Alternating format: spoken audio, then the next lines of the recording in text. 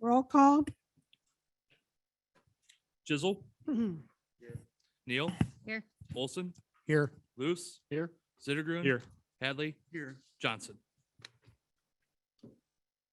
Okay, public comment. Is there anybody who wishes to address the council of something that is not on this agenda? Hearing none.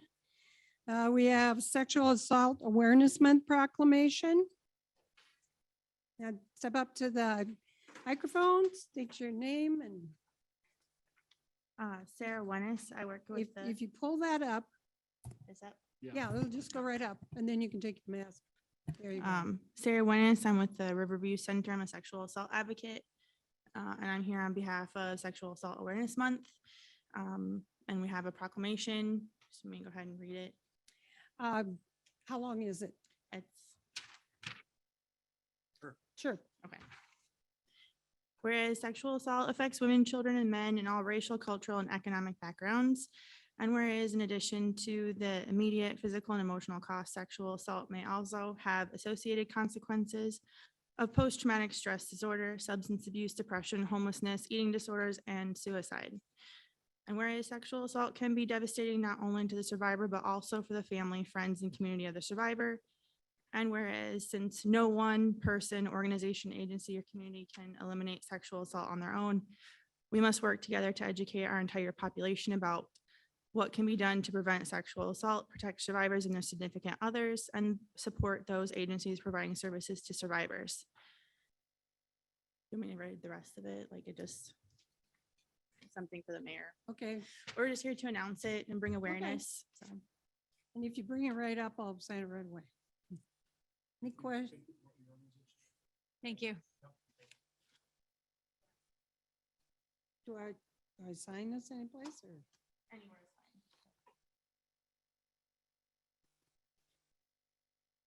fine. And I'll just put today's date.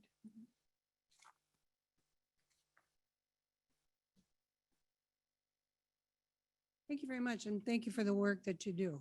I appreciate that. Thank you. Once again, this year, I'm going to be making the mayor's proclamation, the Monarch Pledge Day proclamation. Obviously, we've talked in our city through the library, through the park and rec, through our butterfly garden, and talked about the need to help preserve the monarch butterflies. So on April 4th, which is today, I will sign the National Wildlife Federation Mayor's Monarch Pledge. And I've officially committed to taking meaningful action to protect the monarch butterfly. I hope that Park and Rec and the library continue to do the citizen information and get the word out. But I felt that this was worth signing once again this year. Okay, consent agenda. Item A, minutes of the March 21, 2022 regular meeting and March 28, 2022 work session. Item B, claims. Item C, Cops and Rodders Car Show fundraiser special event permit. Item D, new Class C liquor license for Vesterheim Museum with outdoor service and Sunday sales. Item E, renewal Class C liquor license for BPO Elks number 443 with outdoor service and Sunday sales. Could I just get a quick, the Nordic Vesterheim liquor license, is this just for special events that they're holding? They're not planning on doing this regularly? Okay, thanks. Move adoption of consent agenda. Second. Moved by Luce, seconded by Olson. Any further discussion? Roll call. Luce, Aye. Olson, Aye. Jizzle, Neal, Aye. Zittergrund, Aye. Hadley. Aye. Public hearing on the resolution of necessity for the Decorah 2022 alley improvement projects. Do you have anything that you want to say on that, but prior to my opening the public hearing? Sure, I can do it before you open. The public hearing is required before a resolution of necessity can be approved by council. for any assessments of projects to adjacent properties. The estimated assessment for adjacent properties is roughly $1,000 per lot. If there are any other additional questions in particular, I'm gonna defer to Jeremy on this one. Okay. Okay, I'll open the public hearing on this resolution, and if there are people who would like to speak to the council, please feel free to come up to the microphone, state your name and address and what you might have to comment on. While everyone's figuring out who's gonna start, the city did receive one written objection from Okay. 501 Winneshiek. And that, I apologize, Joanne, I couldn't remember your last name. And You did receive my letter. yes, we received that today. Would you like to read it? Yeah. Okay. And that explains most of it. And I will So finish. we did add it to the Dropbox today, correct? So it did just get added Okay. today when we received it. It is in there. Okay. Would you like to speak? Or do you want to be reflected by the letter that you sent? Oh, you don't have the letter? Yes. All right. why Everyone don't you- has it in front of them electronically. Would you like to read my letter? Or not? Sure, that would be great if you could Okay. do that. It's easier. I don't know about easier for me to read. All right, then I'll speak. No, I'll speak if you don't care to read it. I do live on the corner of Winneshiek. Okay, and I'm gonna just pull the microphone down. My voice isn't loud enough? Not this Come time. on, Lorraine. All right. Yeah, I- that's Is better, that thank you. okay? Yep. I live on the corner of Second Street and Winneshiek Avenue. My garage access is off Second Street. And I have literally no connection to the alley except happy neighbors. They deserve to have the alley fixed. But I also believe that there's a few of us that this assessment should be negotiated because I have no use for you fixing an alley personally. I never use it. It's not, the only part of my property is ground that you will be doing. And I understand when you do an alley, you have to also repair the driveways, that are damaged by the garage, when you do the work to end up with a good driveway for the residents. And those who live on the alley with their cars really do deserve it because it's a terrible alley. But at this point, there are a few of us senior citizens that really do not have any work to be done. My property will not require any additional labor or construction materials. There will be nothing except running down my line. And I understand you assess everybody the same way when it comes to something like this. And you don't take people individually for an assessment. Well, I doubt that that's true because there are so many homes that get an individual interview regarding the properties that they buy or build, including a 5-year tax abatement that they do not have to pay. So it seems to me that once in a while, you need to take into account senior citizens who are on Social Security, for instance, in a situation like this, and I don't mind telling you I am. And have been a homeowner since the year 2000 in Decorah, and we've managed to maintain and beautify and make the neighborhood better. And I think it's, instead of always thinking of Decorah as a city, once in a while, consider individual people and think about the town of Decorah, not just the city of Decorah, because we're not all alike. And some get the benefits, some do not. But I do contest my $944 assessment. And I would really appreciate on down the line, meeting with someone to see what we can do about this, because I feel it's an unfair adjustment with a property such as I have, and I believe there's one other one at the other end of the alley that may have the same situation. So I'm just here to speak on behalf of people that maybe need a little extra attention individually instead of pooling everybody together. And don't marginalize senior citizens, because we are still a good part of a friendly community. And a community is made up of working people, young people, older people, but we do not all have the same living income. And not that it matters to you, but an income for your lifetime savings can be wiped out pretty fast when you have a husband and a home, and like try 10,000 for 6 weeks. It does not take long to wipe out savings, but some of us, we're responsible people. I'm from a generation that we take care of our own problems and we handle them and we pay our bills. And I just wanted to bring this to the attention of the council, and I would hope to possibly hear from someone after this. I'd be glad to have a meeting of some kind, but this is a high assessment for me.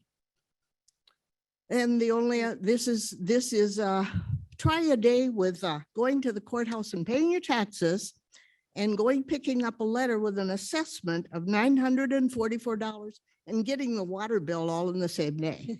Yikes. I appreciate you coming forward. Pardon? I appreciate you coming up and speaking. Well, I just think that once in a while, you need to take into account individual people that are not wealthy, as well as the people that come in. And I understand you want Decorah to grow with all the newcomers and the wealth put into the town, but don't marginalize people. And I am not the only one. There's many like me. Thank you. And Travis, yes, I you're- think that the letter that was posted in the Dropbox maybe didn't get posted with the correct file format. Is it number 7? Is that the, so it's in the Dropbox as a message, MSG, and that's, I'm having trouble reading it. That's why it took me a while to get to it. You can get to it, you just have to accept it and it will. Okay. Save that as. and I Okay, thank you for. we'll make sure that, I thank you for letting Yeah. me speak, and I now go home to try to get a skunk out of my yard that has taken up Could residence. could you say, well, good luck. Thank Thank you you. for coming Please keep- forward. Please A keep it minor over there, problem Joanne. compared to this. Okay, thank you. Who else would like to speak? Come up to the podium, state your name and your address. Jerry Bruce, 503 Winneshiek, next door neighbors to Joanne. I don't particularly have any negative feelings towards this, with the exception of the fact that the local traffic on our alley is not the problem and is not what tears up the alley. We have been residents of Decorah since 1968. We have been residents of the home that we live in now since 1995. We never have had an alley replaced, and there's no question about it does need to be replaced. But the biggest problem that I have is that we have a commercial business that is primarily responsible for the blacktop that gets broken up. It's not the local traffic on the alley, it's the garbage trucks. The heavy weight of the garbage trucks coming weekly through there is what does it over a course of time, not the local vehicles and not the bicycles that go up and down the alley. It's those trucks that tear it up. And so I would like to make a suggestion in that the council consider maybe making the garbage pickup off of the concrete streets in front of the residents. We can carry our garbage out to the curb and not get our alleys torn up by those big, heavy trucks. Thank you for letting me speak, and I hope you'll at least give a little bit of thought to this. And I see head shaking here, and I understand that you all have the same problem with the garbage trucks going up and down. And when you lay out blacktop like this, it's not a concrete boulevard street. It's an alley of blacktop that those heavy trucks tear up. Thank you. Thank you very much. Anybody else who would like to speak to the council?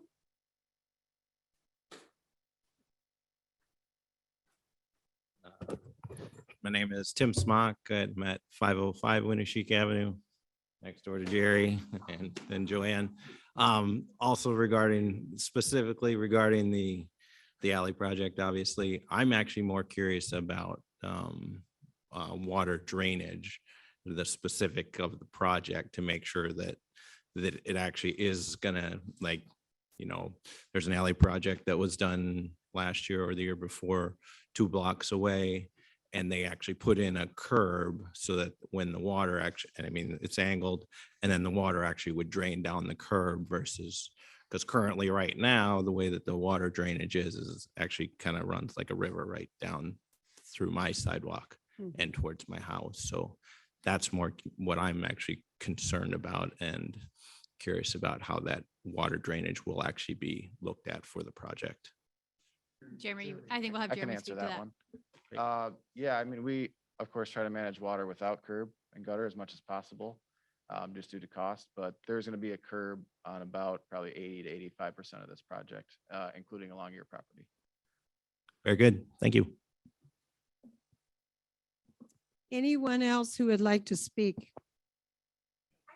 I would make a comment for the last gentleman who spoke on garbage trucks, just to know that the Sustainability Commission is looking into sort of not only wear and tear on alleys, but streets in general with garbage trucks. So we're shaking our heads because we're aware of it and have discussed that issue as a council.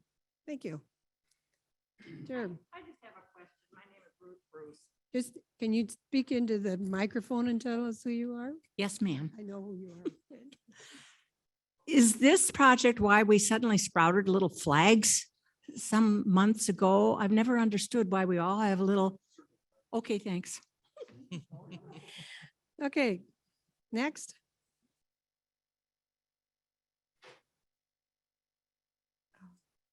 Erica Reynolds, 604 Decorah Avenue. Can you speak up just a little more? How's that? That's a little better. I have a few logistical questions. So you're gonna be ripping out what's there, is that? Yep, okay. Yep. Cool. And then anything with like our drive up, is that gonna be affected? Like our own driveways? Like the apron to the garage where it connects with the alleyway, Correct. they'll be brought to grade. Yep. Right, the asphalt will come up to that grade. Okay, so we don't have to do, that'll be removed and then it'll actually be connected? Correct. Where you're, Alright. is assuming your driveway does come all the way down to the alleyway, it doesn't Yeah. stop up at the garage. Yeah, no, it's connected. We didn't know that. So that's just logistical things. When do you estimate the work to be done? Or started, I guess? Later this summer, so we'll probably bid in May, and then I would guess construction would start depending on the contractor's schedule in June or July, but the project will be, well, weather permitting and scheduling, done this calendar year. All right, thank you. You're welcome. Anyone else who would like to speak?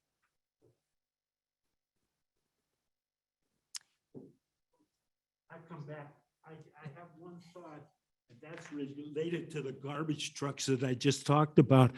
You know, we pay to have our garbage picked up, and now we have to pay because the garbage trucks ruin the alley. So let's think about that too, huh? Thank you very much. I appreciate that. Okay, I'll close the public hearing. Consider approving a resolution of necessity for the Decorah 2022 Alley Improvement Project.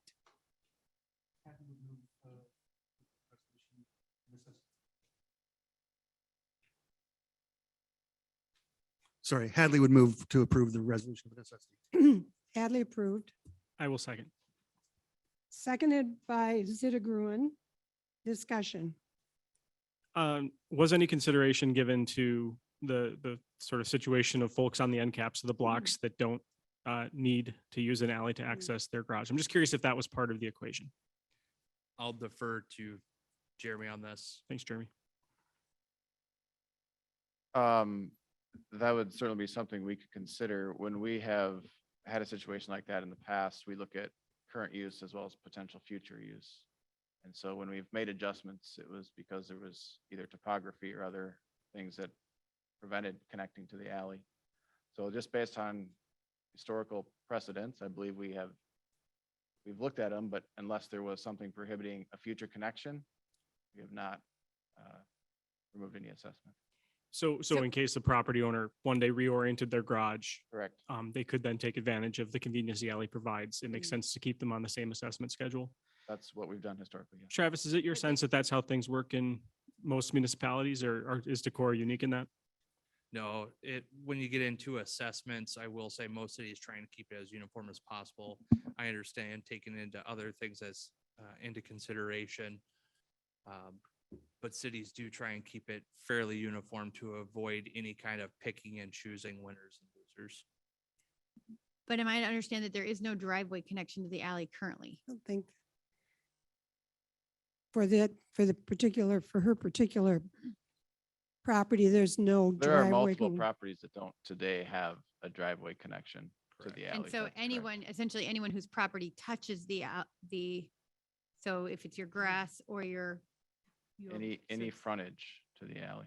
any frontage, the alley is currently being assessed. And it's on a linear foot basis. Correct. So if you're a lot and a half or 2 lot owner, you're paying twice that frontage. Could you remind me approximately how much the total assessments we're planning to collect add up to, and then how much the total project is? It's under 10% of the project cost. Is that right? It depends if we include, we have contingencies built in. So it's about, if I do rough calcs, between 12 and 18% of the total project will be assessments. The remainder will be covered by the city. Curb and gutter, approaches off of the street, things like that. All the assessments taken into account are purely 4 inches of asphalt. And this is reasonable and customary. This is what we've been doing. No, I'm not being accusatory. I'm explaining.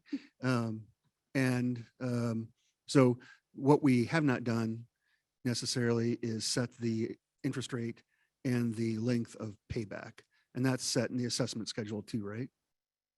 This doesn't have a term, does it, Jeremy? So This is- John can correct me if I'm wrong, but I believe that's determined later in the process. Right. Okay. So it could be, So we could be more lenient, yeah. we could be more lenient in the term and length of payback, essentially. Just because I'm better not with percentage, but total cost. So how much of the total cost are residents paying? $38,000 approximately. It's a total of, $37,920.96. And what's the total project, please? We estimate just under 300,000. Okay. Jeremy, do you know how many properties that are on there that do not have a garage frontage on there? Do you know offhand? I do not. I Okay. think there's a handful, but not the majority. Okay, it's not just the two at the each end then? It's I'd more than have to that? check. I Okay, did. I okay. could find that out, but I don't Okay, know off the top of okay. my head. There are some also even interior that don't have, they have an alliant pole, actually, middle of my block, there's an alliant pole that restricts access to one property's garage off the alley side. Their driveway goes all the way down the side of their house off the street side. That individual would have the same assessment as well. I guess, having heard Joanne's, I think, well-made points and encouragements to look at individual situations, and I genuinely appreciate it. I assure you that no one on this council doesn't value every single person in this city and the way that they contribute. And I know that oftentimes it doesn't feel that way because the city can't obviously, deal with every single individual circumstance, but I want you to know that I hear you. I still do think that we should stick with what's customary and ordinary, because as much as I like to align the prices people pay with their actual cost to the city of Decorah in as many places as we can, this seems to me like it would be opening too big of a can of worms if we started making individual exceptions. Okay, and any other further comments? Yes. I just wanted to comment to Jerry on the garbage trucks because this came up but 6, 7 years ago and we did some other alleys down on the flat. And that same comment came up by a couple of the property owners down there. And we had suggested at that time moving the garbage cans out to the front on pickup days. And we got more kickback from the people that was too far to take their garbage can from their garage out to the front rather than just push it out into the alley. So We can't be all things to all people. I'm just saying some of your neighbors might not appreciate it. I mean, I'm all for it because those concrete streets are made for those kinds of trucks and they could just as well pick up from both sides of the street rather than both sides of the alley. I mean, it's done in other parts of town, so I don't know why we can't do it down there. That's how it was done in the community I came here from. We dragged our garbage can from the back to the front every week. It was my weekly gym routine, really. Like I said, there was a lot of pushback. But from- I suspect that also might be something that might be a good neighborhood solution, that if you can get your whole block to agree on the front versus the back, I'm sure the garbage trucks would work with you on it. We just need to talk to Dan at Malcolm and have his guys do it and just Mm. send out notices. Well, I They think, all have Malcolm, because it could be Malcolm and Shimmick. yeah. Well, I know the Oh. majority of the work. Well, it sounds like that they are going to be looking into that potential, so. Okay, any further discussion? Hearing none, roll call? Hadley, Aye. Zittergruen. Aye. Neil, Hi. Olson, Aye. Luce. Aye. Chisel. Aye. Motion carries. Consider awarding Bolton and Mink the North Alley Municipal Master Plan contract. Okay, Travis? yes, so the city council, grab my notes here. So the city council, or I do want to back up. Just a quick note, you'll notice on the agenda that resolutions and ordinances no longer have a number present. And this is, we're going to make a slight change here. Thank you for coming. Thank Thank you.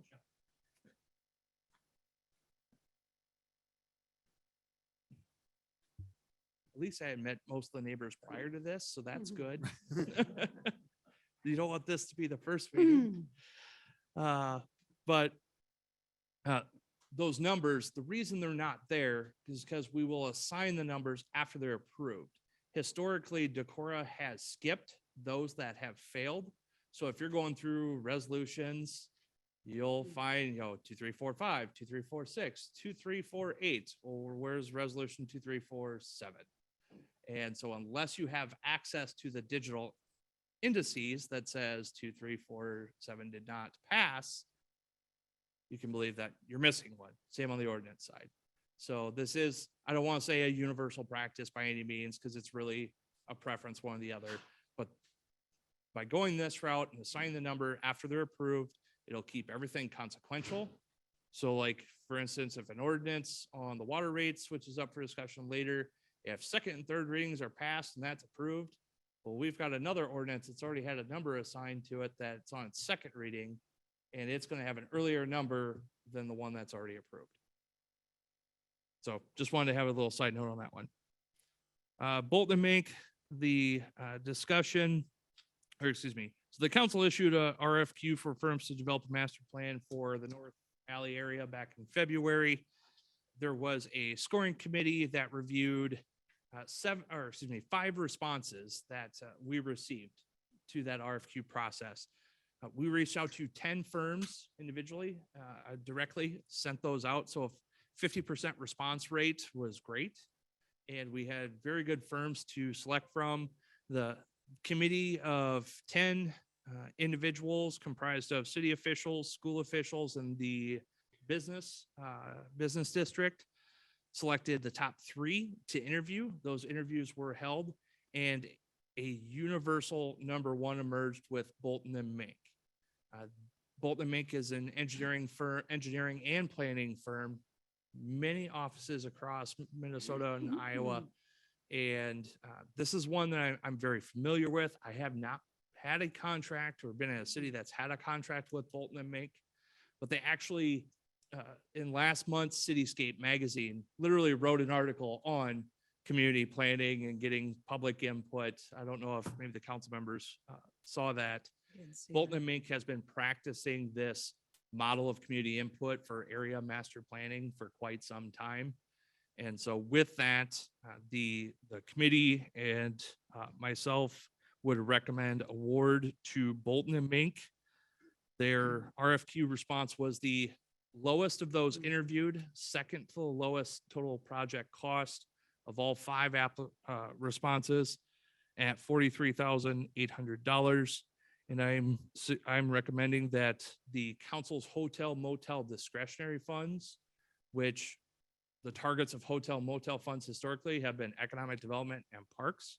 I would argue this potential project with North Alley could be both.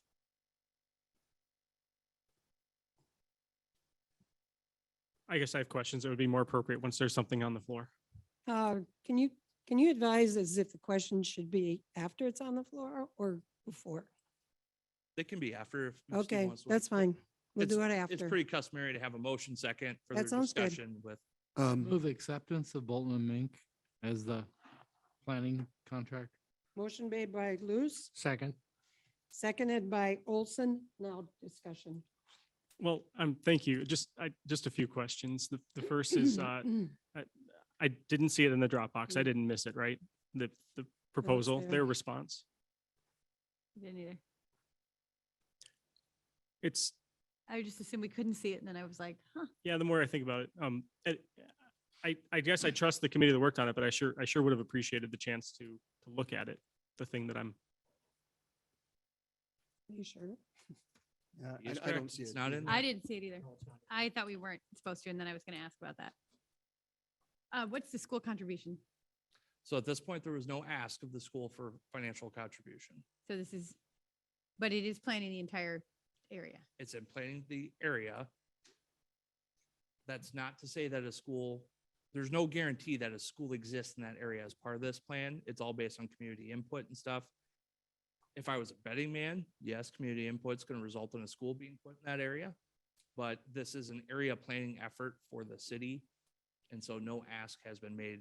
Okay, so Okay. the 43,000, again, because I didn't have a chance to see what it was for, is essentially for community planning purposes for what the area could hold and be.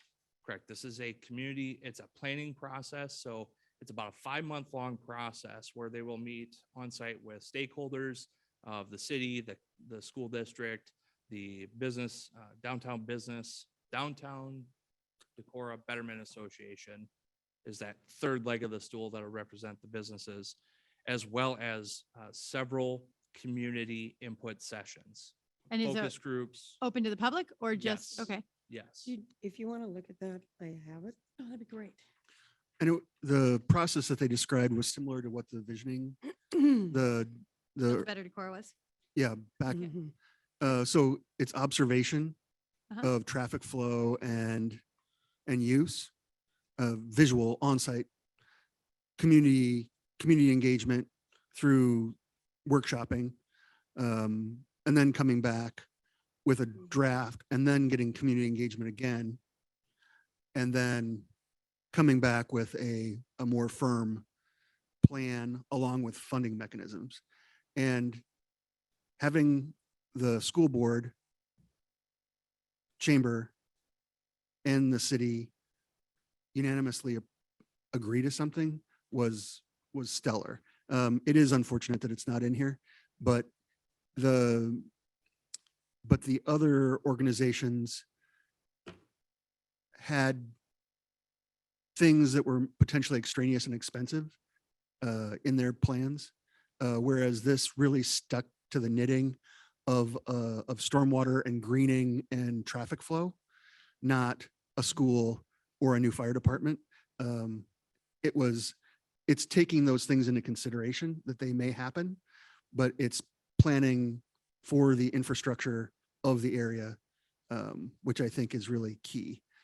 The other So two, I guess I'm yeah. confused actually what this is. the other two also just prior was that they had separate architects and engineers, where this one, that was all part of the work that they're doing. They also have person on staff that works with funding, how to secure funding. So I know what I'm confused about is what will be the product of this? Will it be, let's say that you have all these meetings and everyone says, we want a new fire department, a new school there, we want to, or is that not what people are going to say? Well, people might say that, but it's really the configuration, the reconfiguration of North Alley, the area right out front here, the recycling area, the farmer's market area. It's not the buildings, it's the flow. And I think that's the important thing to take away, that I guess, So to get to your question on what's the deliverable? The deliverable is not just, where a lot of plans fall short are, here's the big, beautiful picture of what North Alley could be.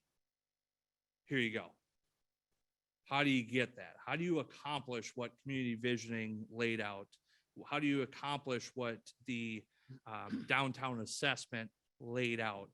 That's the difference between the RFQ that we issued said, you will not only through community input, develop a plan for the area, but respond to this or provide the city with cost estimates for implementation of said plan, as well as phased approach of said plan. For example, let's say a school is part of the area. Their phase one is build a new elementary school over top of existing. These are hypotheticals. Nobody start throwing things. Phase one is build a new school on top of the existing gravel parking lot and ball diamond, so that when that school is complete, students in John Klein Elementary now go to John Klein Elementary 2.0. That's phase one. Phase two involves the demolition of John Klein Elementary and reconstruction of band shell with green space and farmer's market area. so, okay, so that is a deliverable. They will spell out actually what the whole area would look like. Correct. Through the community engagement that they will come back with, here's a plan for the area. Here's cost estimates to implement said plan. And here's the phased approach to get to implementation, as well as indicated before. One of the things that Bolton Mink has that made them a strong suit, being a broader firm, they have a department dedicated to financing, whether it is grants or, navigating SRF and USDA financing. Okay, and then just remind me again, why is it we're not sharing this cost with chamber and school? So this is I don't know how to say this, have it not sound because harsh. how about the chamber is- taxes? The tax is an appropriate use, right? The hotel motel fee would be paying for it, which is driven by what the end product would be. It's an area of improvement for the community that also would be enjoyed by tourism because it's off the central business district and whatnot. So it's economic development. Thank you, Ross. Much better than what I was going to say. I mean, that's fine. So in the school district, because in theory, if the community's input is, we don't want a school there, that's the community's input. That's the city input side. So when an RFQ was issued, there was no indication of council's desire to support funding. So I did not make an ask of the school board. When you originally received this, was that the same report that we got?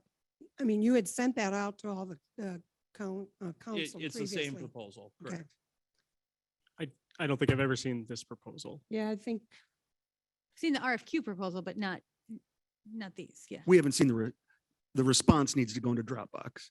Okay. I did get it in there now. Obviously, it's better late than ever, right? Yeah, for sure. But truly, my apologies of all the items on there. I'm looking through all the numbers. 009 is the only one missed.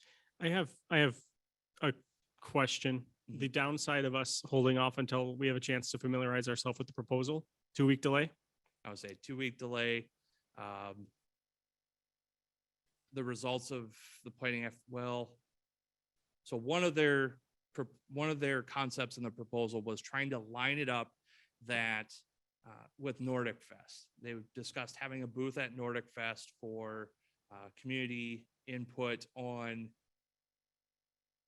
basically the second reiteration of, they've already received initial community feedback. Here's what we've gathered so far, have some kind of booth area at Nordic Fest. So I think it's still a realistic timeline. I don't think it's going to throw it off by 2 weeks. I guess I trust the working group. And so I'm ready to vote yes on this tonight. I'm always, I'm skeptical about, decisions done by like committees of 10,000. And so I hope that they have a plan for not just accepting community input, but making sure that, passes the muster of people who know a lot about building towns and places that are valuable and good. So I'm sure that that's true. It's not just a bunch of focus sessions that we're hiring, right? Correct. Okay, Yes. good. And then I guess my last thing is I think that if this results in the clear sense that the community should not be building a school downtown, I think that that's something of value to the school. And so I personally think that we should fund this, but I would encourage staff as part of this to, approach, say, hey, we're willing to pay for this because it's worth it to us. But we think it'd be better if the school also had skin in the game. And so we invite you to consider pitching in some money. Is that something that we need to amend for, or can you just, I personally think it'd be a valuable thing for the school, and I think we should ask them to have some skin in the game. Yeah, if I just hear it generally from the council that you'd like me to make that ask, I can certainly make that ask. Doesn't need to be an amendment to the motion on the floor. I don't think we need to at this point, as my take. I mean, for one, because I think Ross is right. I think the hotel motel funds are appropriate for it. And the truth is, I think it's fair. I think highly unlikely that people will say we don't want a school downtown. But let's say that they did, then I wouldn't want to take school funds. And I think they will have a harder time saying for the entire North Alley project, right, that this would be their ballywag. So I don't actually feel that way about it. And I also, like, you don't want to delay this. A committee of that many people agreeing for one thing is like a sign to me. Steve, did you have any comment? It was pretty clearly unanimous.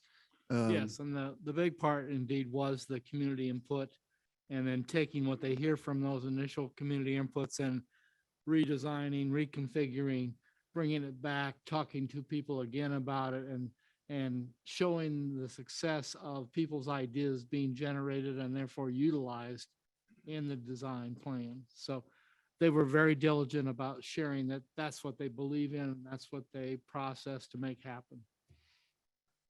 I think a key to the thing too was the fact you had 10 stakeholders there at the meeting and it was a unanimous decision. So if you'd had 5 saying one thing and 3 saying another and 2 another, but it wasn't, it was all 10 agreeing on it, speaks volumes to me. Yeah, it was and it was not a cat herding session. It was it was a quick turnaround. So Sort of all it- looked at each other. it was and the best meeting. It was the best meeting of whether it's Betterment or SMID or Chamber or stakeholders I had been to in probably 8 years to gather consensus. So it's a shame we don't have it on tape because it was an amazing meeting. Any further discussion? Comments? Roll call?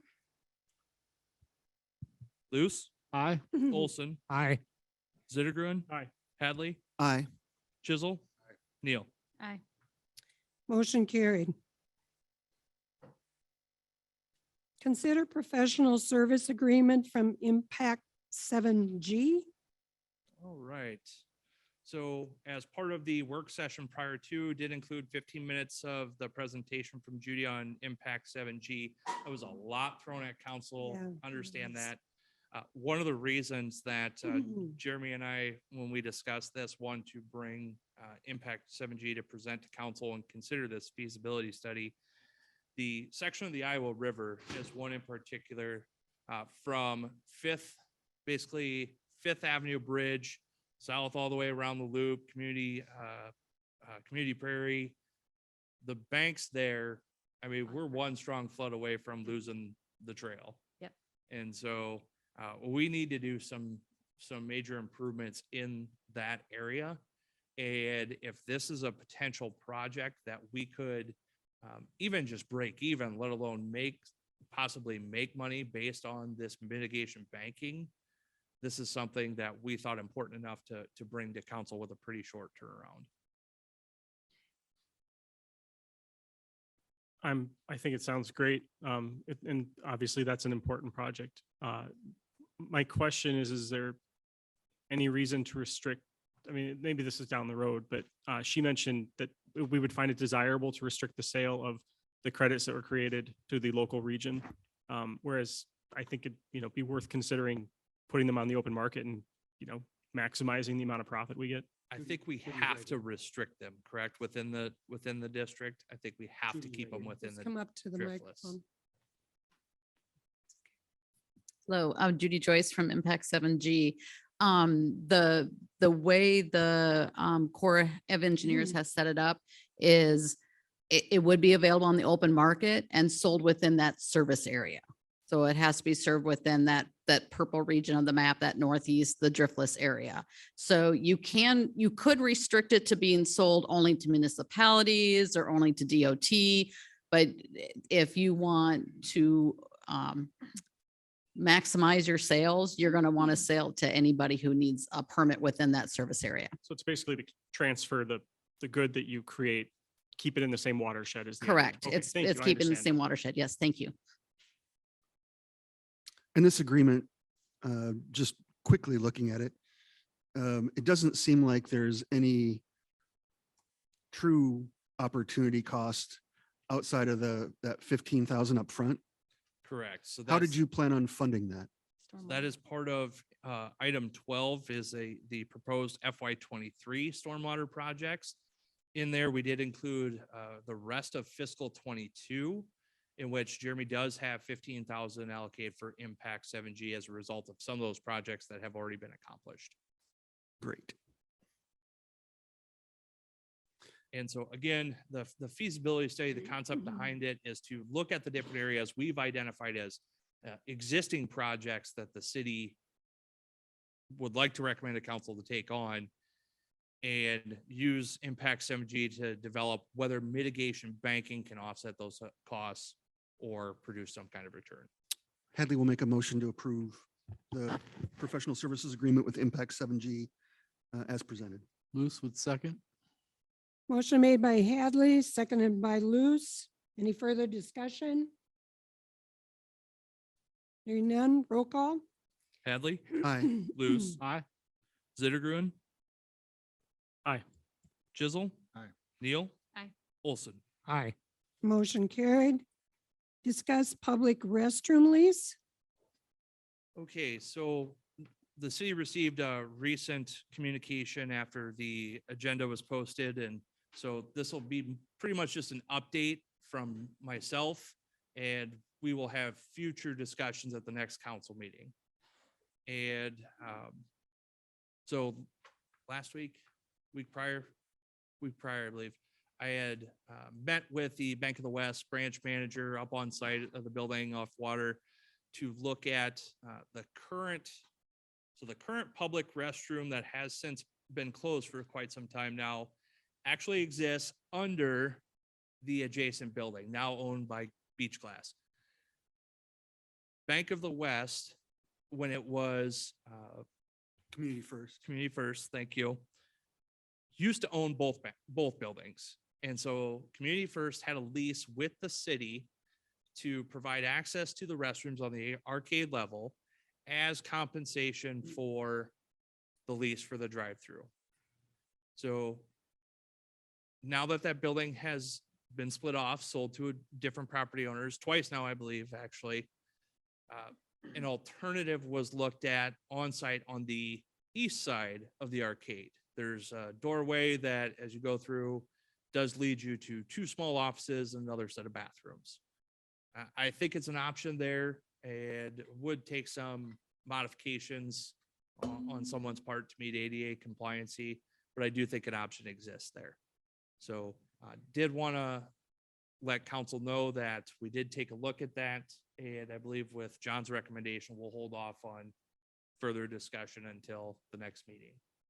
Real quick, So- Travis, was that the area you're talking about for the new bathroom? Was that like where the elevator comes down in that part? Or was it along the hallway there where there's like two office? It'd be, so if you're coming up off the north alley side of the steps, Yep. it's on that arcade level with the elevator. It's on that level. But it's not in that. right at the top of the steps on the east side of the Okay, hallway. so it's not in that little alcove area where the elevator sits and there, I think a janitor building and a storage Right. facility sit, it's not in there. No, okay. it's right down that, it's right off on that the main hallway, arcade. Okay, And Bank of the West owns those bathrooms and would trade us the use of those for the.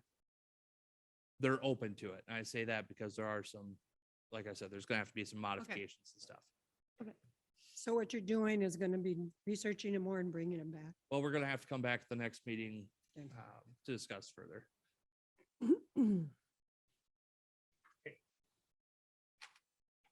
So Okay. the lease agreement of the drive-through space, that's not involved necessarily in it, or it is? It is involved. Okay. That's part of the communication, It's part of the the secret discussion next. sauce. They still want to trade. I think we just have to wait to talk anymore about this until the closed session. That is correct. That sounds good. Okay, consider proposal fiscal year 23 stormwater projects. Okay, might actually have Jeremy drive this one for a little bit. As we discussed, impact 7G, we did include that as part of the fiscal 22. And fiscal 23 is largely comprised of the projects that the city has already received grant funding for. You know, the diversion channel, erosion control, the Phelps Park, not biocell. What did you call it? Oh. Infiltration basin, and some oxbows. Jeremy, you want to take over and keep going? That's pretty much it, That right? you, yeah, I don't know what else you want me to say, yeah. I didn't know if there were any Um, particulars or. We included fiscal 22 and 23 on there. Some of the fiscal 22 projects are complete already. But just to kind of make you aware of things we have in the works have already completed. As Travis mentioned, fiscal 23 is largely cash match for the grants that we've been fortunate to obtain. You'll see some money in there for a permanent flood pumps feasibility study. We are pursuing with actually Impact 7G's assistance, some potential grant opportunities for that funding, but I wanted to put some money in there. I really don't know what it'll cost at this point. I think our next step is an RFQ for firms to, again, do a study, determine where, how large, how much for these potential permanent flood pumps. I appreciate the work on that, that the flood pumps have been on the docket for so many years. And living in a bowl, we all know that it's needed. The other grant match opportunities and water quality work certainly is appreciated, but just from a council standpoint, the protection of the basin through flood pump acquisition, certainly, if we can do anything, would be great. So just so I have my years right, this 2023 is next year, right? Starting July. So my question is, and this comes from just now, my recent walks in the prairie. In the next 2 years, there isn't money for stream stabilization in there with stormwater fund, but is that something that would shift if we saw need? Or how does that work? I mean, if you've been to the prairie lately, it's looking kind of frightening in terms of the bank, both directions. And I'm like, we should do something here. Yeah, I think so. And another agenda item coming will be a contract with RC&D for their assistance. And so I think these couple of grants really fell into our lap. Okay. And so that maybe weren't planned cash match funds, but stream bank stabilization on the Upper Iowa was at or near the top of my list for projects that I think need to be done soon. So yes, I think these priorities, as with any plan, could shift. But this is the plan as of right now. Okay. This takes us well below the fund reserves that you were telling us we should try to maintain, or is this not the same sort of fund? Storm sewer utility, you don't need to maintain. Water and sewer are the two that I'm recommending hold 50%, because those are the ones that can be fairly catastrophic should you have a failure. Storm sewer, yes, but you dig it up, you drop a new culvert in, and you throw more dirt on it. A little bit less cost intensive should you have a failure to the system. You make engineering sound very easy, Travis. I play one at council meetings. I'm just concerned about the fact that we're spending 2.5 years of revenue in one fiscal year, but it sounds like the opportunities are just so pressing that we should do it. Yeah, I believe, and we'll get into that a little later, but we're converting roughly 8-to-1 almost. City funds to leveraging grant funds and counties participation almost on an 8-to-1 ratio. And again, not to be like political, but thank you, because this is not something that we've been strong at in the past, converting general funds or even utility funds into grant opportunities, and to use a force multiplier for return on investment on public funds to acquire more public funds seems like a no-brainer, especially with infrastructure. So Hadley will make a motion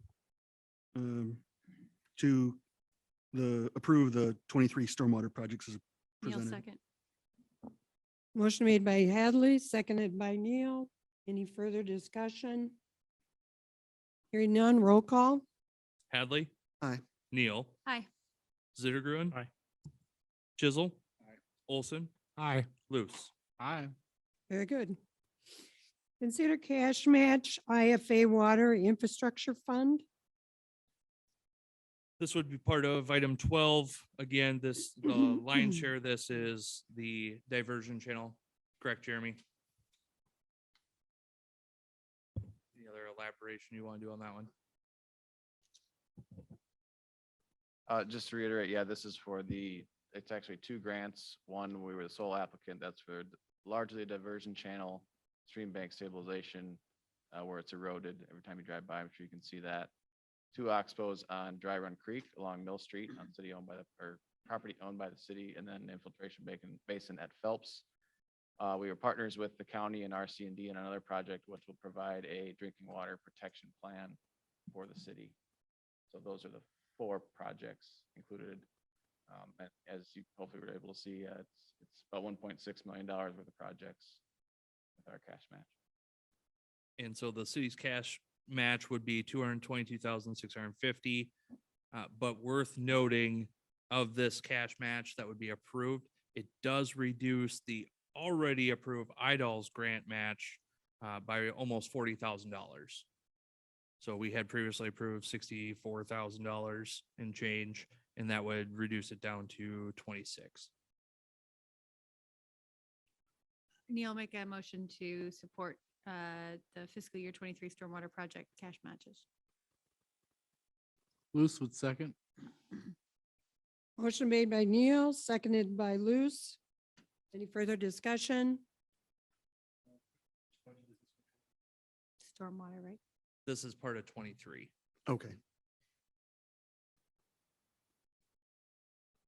Gonna have to do like color maps for me. Mhm. Roll call. Neil. Aye. Luce. Aye. Hadley. Aye. Chisel.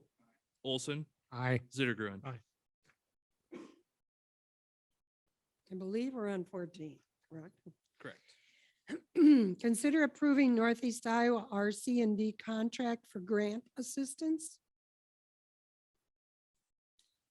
Okay, so as Jeremy alluded to before, RC&D, Northeast Iowa RC&D has been a great partner. They provide us a lot of assistance, and here, take a look at this grant opportunity, and oh, you get the city should really look at this one as well.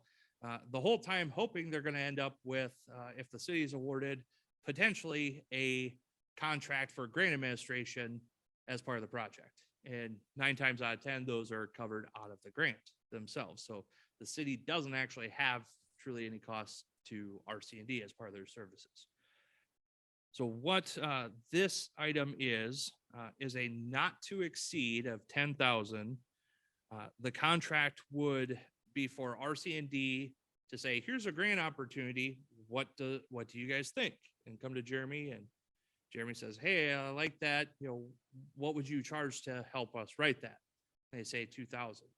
That comes out of this contract. That's what this is meant to be, is almost like I don't want to call it a retainer by any means, but the prime example would be McClure's McClure Engineering, their master agreement.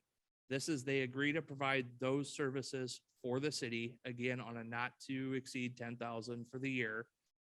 But in addition to that, where this is different than McClure, is they do provide some aspects regardless of whatever other grant opportunities might come up.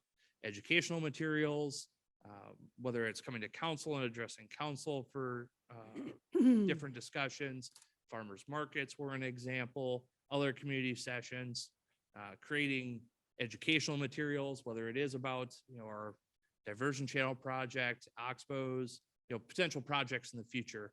They'll help develop information and educational materials for community outreach.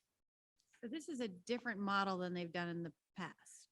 Yeah, in the past, well, at least my short tenure here, and a little bit back beyond that, but it's been, here's a great grant opportunity.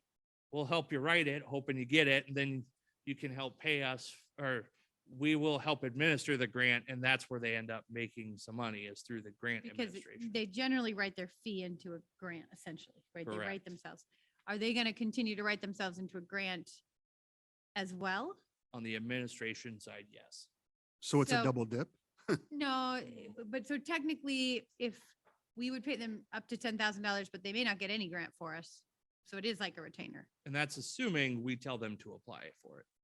So let's say it's one that has no shot, snowball's Right. chance. And they come and they say, here's $10 million, but you don't even qualify as an applicant, but we could try.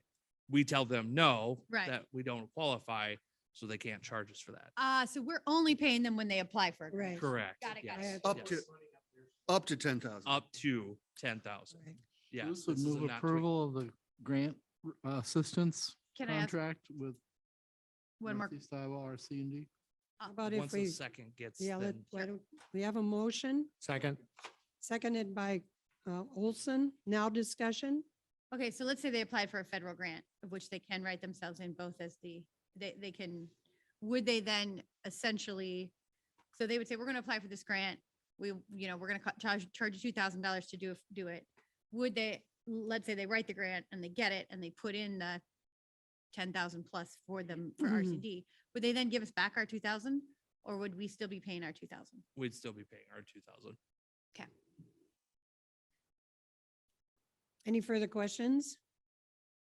I just wondering about the timing, given that we just committed to spending 3/4 of our stormwater money to, presumably these grants would require stormwater matching funds. So I'm curious, is the timing appropriate, or should we wait for reserves to be built up a bit?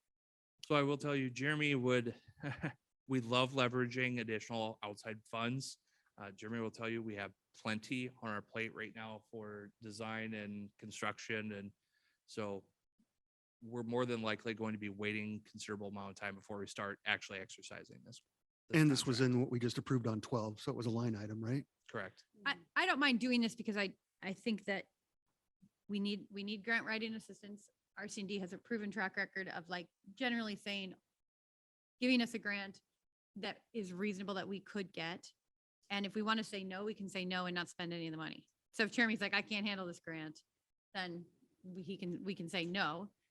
But now we know that we've approved this, at least for them to start looking, is my take. Yeah. And I will say RC&D has been a great partner, and the city has benefited greatly from the previous relationship of we'll assist in the grant writing, hoping that we're going to eventually get paid through the grant. That's not that common. Yeah, so they wrote these 3 grants we received for free, which Yeah. I think is uncommon. The other thing I'd say about timing is we're expecting a huge influx of money in ways we don't know yet. So to have them at the ready, will I think be very helpful. And this would keep them monitoring for us for potential opportunities. That could tie back into the North Alley and we can just close the loop. are you talking about the Okay. infrastructure package, Jeremy? Is that where you're thinking? Yes, yep. Money, yeah, right, exactly. Okay, roll call. Luce, Aye. Olson, Aye. Chisel, Aye. Neal, Aye. Sittergruen, Aye. Hadley. Aye. Discussion on location and fee structure for 2 EV stations. Okay, so we want to talk with council on the street department. We did have a contract Luther student that did a lot of work with GIS, and we also had, excuse me, that individual take a look at the fee structure portion of this. We also received a lot of feedback from the community, both residents and non-residents, EV users. And we did have some that commented on, 2 separate locations, one at the hotel would be a good idea. But we did have the general consensus from the majority was for your first set of chargers, put them at one location. 2 reasons. One, to put them in one location with low pressure was the other part to that. So that if we do put one up at Hotel Winneshiek, which is adjacent to Mabes, right? There's nobody in between them. Maybe there is, but that end of North Alley can get pretty full during supper time. So if I pull up in my F-150 and the only parking spot that's available is an EV charging, but it's only 2 stalls wide, so it's hard to for PD to police and monitor. It's easy for me to just whip in there, run inside, grab my, what's that called again, Jeremy? Pizza, yeah. Yeah, Yeah. I'm familiar with that Yeah. concept. It's called icing. Yes, icing is the term. When internal combustion engines are taking up EV spots, there's a term for it. Icing. So I learned that earlier this morning, So anyway, consensus was one location, co-locate the 2 stations in a low pressure spot. And so what staff is proposing is adjacent to the electrical pedestals that are in lower co-op parking lot. This will also reduce our installation costs by using 1 meter system. And obviously, the closer we can get to an electrical pedestal, the less we have for concrete tear out and install. So there is a diagram in there. It would take 5 of the traditional parking stalls and convert them into 4 EV charging stalls. Again, 1 location. Do you need a motion or just direction? It was just direction would be great, no motion. We wanted to present our findings. One thing, if council can generally agree with the location. Yeah, I like the location. I'd like to hear more on the pricing. That's, Yeah, I mean, this is what was presented at the Sustainability Commission and I just brought it up. Like, what if North Alley changes? They're not easy to rip out. Or if we do something with the parking lot above it. Mhm. That's my only concern with yeah. it. So, I mean, if it's, And if something were to come in that location in the North Alley area master planning, I mean, we've got an electrical pedestal and we've got all kinds of other stuff that's going to have to come out as well with it. okay. And that would be at that time. So as part of that phased approach, that might be a 10-year down the road Okay, part of the project. great. Did I cover that? Yep. Okay. My one question, because this area does get used on occasion for beer gardens or outdoor entertainment sites and it's fenced in, how would that impact the use of these? So I know it's not the ones for farmers market. Is Nordic Fest Beer Garden, is that where? Well, it's been down there. If we host Ragbri, that's been where we've had the beer garden in the past. On the lower side of it? In the flat out there. Okay. And we can't go down, try not to block off the woolen mill people because they've got reserve parking down that side. Mhm. So it's usually right in that area right there. I mean, it's a couple days a year, but is that going to be problematic if if this is located on an EV map and we got blocked off for some big event? It looks like where it's located, it may be in conjunction with Wool Mill right along. It's right along there. Well, I know further it's further west, down, yes. but it's But still this is closest the to. part where we traditionally fence in. My guess is Nordic Fest is going to keep fencing off Water Street and not go back here. Well, yeah, but I mean, like I said, we've used it for community events in the Yeah. past too. So I mean, it's just. You'd have to just Yeah, make sure. it'll be, that it would be an yeah. inconvenience for that 2 days. Mhm. Yeah. And then actually, now that we will have the charger on with Fairway, we can also redirect people there. So if they're finding it on the map, we can say, hey, there's a charger over by Fairway, If we get that grant. if we get that grant. But I think we can cross that bridge. I mean, if nothing else, we can red fence a little lower or something if we have to. So on And the, I, and I appreciate the location being walkable to the central business district and to food and entertainment possibilities while your car charges. Putting it too far out into the sticks, people might just sit in their car and screw around on their phone. This way, maybe they'll spend a little cash. It would be great to have signage on Water Street for all of our EV chargers. I'm sure that's been thought of, but As well as I thought that location was good because that gives you EV chargers at one end of Water Street as well as at the other end, down by State Street down there. So you'd have one at each end. okay, so fee structure. Council very much indicated that we want to cover all the costs associated with, so two calculations were done. One were to at least cover the variable costs, the, per kilowatt hour of electricity purchased, is as well as one to calculate the software annual costs as well as future maintenance of the EV chargers. The one covering fixed costs as well equate to a calculation of 31.3135, so 31 cents and then some change per kilowatt hour. And then the plus, this was a recommendation. So if I park my car and I'm paying solely on per kilowatt hour, if I plug my car in, I can walk downtown Water Street and leave my car parked and charged for 8, 10, 12 hours and only pay the 31 cents and change per kilowatt hour it's charged. They're typically charged over 2-3 hours, correct? Depending on temperature fluctuations and stuff. That's my understanding. So the recommendation is to also have some kind of per hour rate that it sits idly, essentially, in that charging stall because I've already maxed out my charge. And it knows that because the meter tells it it's full and it's sitting idle. So it's a convenience fee. Correct. That's correct. Is $3 an hour high enough to dissuade or to encourage people to move? I mean, if I've got a nice spot at the parade or, I'm at the other end of Water Street, I might start thinking, oh, too bad for people who want to charge. Should we make it really incentivizing? Charlie did the research. I think he feels like this is pretty customary and incentivizing. Yeah, I think he was looking at what is an equivalent price per gallon. That's why there's a range. 1 to 2 is just a suggestion. We're certainly open, and I think those can be changed, right? I mean, the green lot software can do either a per hour or per kilowatt hour charge or a combination. And I guess we don't need, if it turns out that people are just parking their cars there and leaving them there and, whatever, we can mess with this afterwards, right? These are, okay, great. If you came back and unplugged your car, then you don't get that per hour. Right, exactly. Right, but then you get a ticket.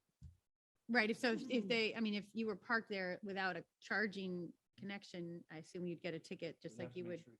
Language on the, not just parked and charging to avoid any kind of citation. Because that's how you would know someone was icing Yeah. essentially, right? I mean, that's how you'd know someone's icing. They're not charged, plugged in.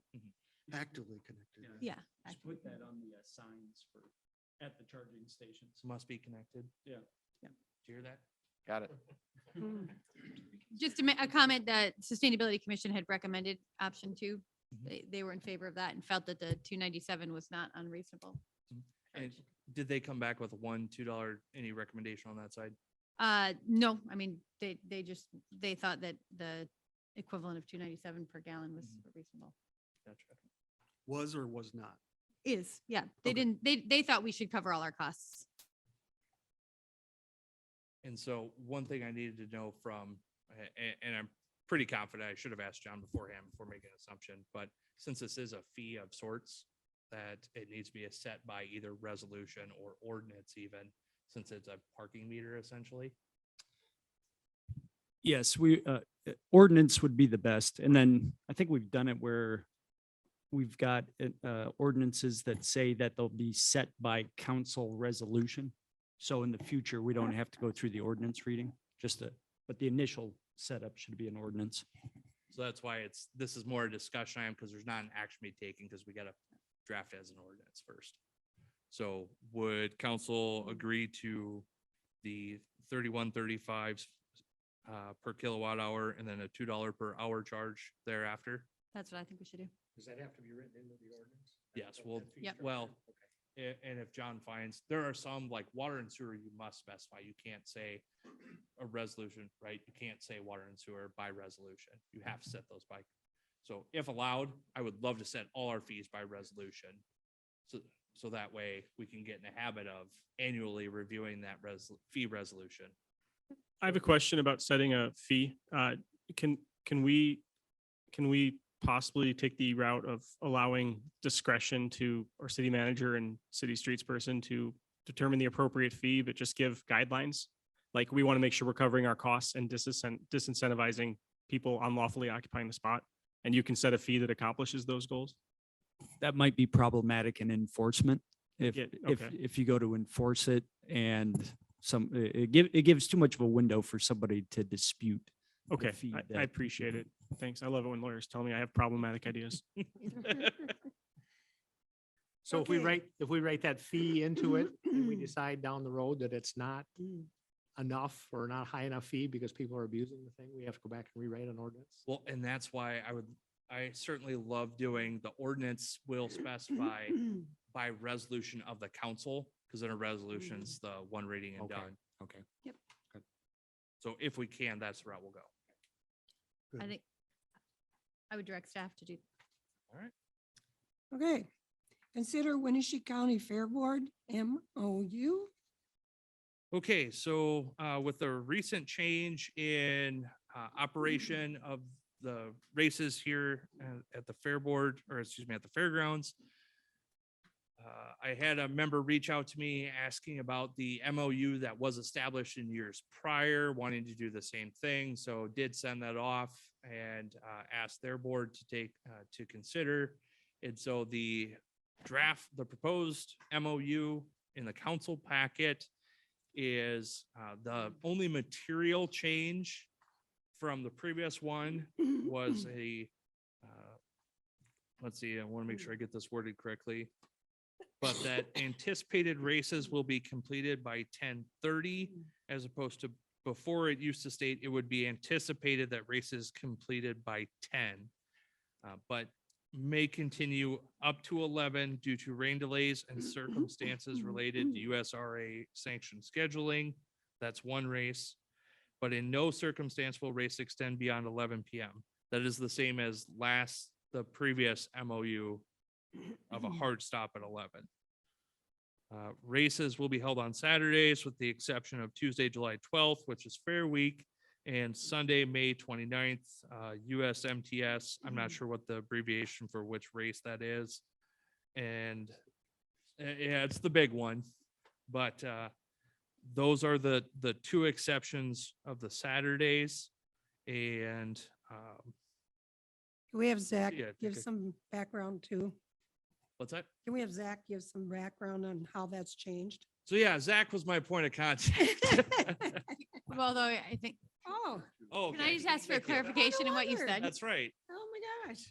Well, it is a change These are the two before. representatives of Thank you. My name's Chuck Eady and my brother Todd and I back here, we ran the Upper Iowa Speedway for like 14 years, sold it 3 years ago to Wayne Smith, and now the Fair Board itself has taken it over, hence the name change to Winnebago Raceway, which is an LLC. It's not, the LLC is not associated technically with the Ag Society because the Ag Society is basically a nonprofit group, and they were worried about losing their nonprofit status with running the amount of cash flow that the racetrack would have. So therefore, we changed it to Winnebago Raceway LLC, and it consists of a 7-member committee, Zach and I, and then there's 3 Fair Board members, and then a couple others that are not Fair Board members that are on that committee. And we're basically kind of shadowing this now off of the Fayette County racetrack in West Union.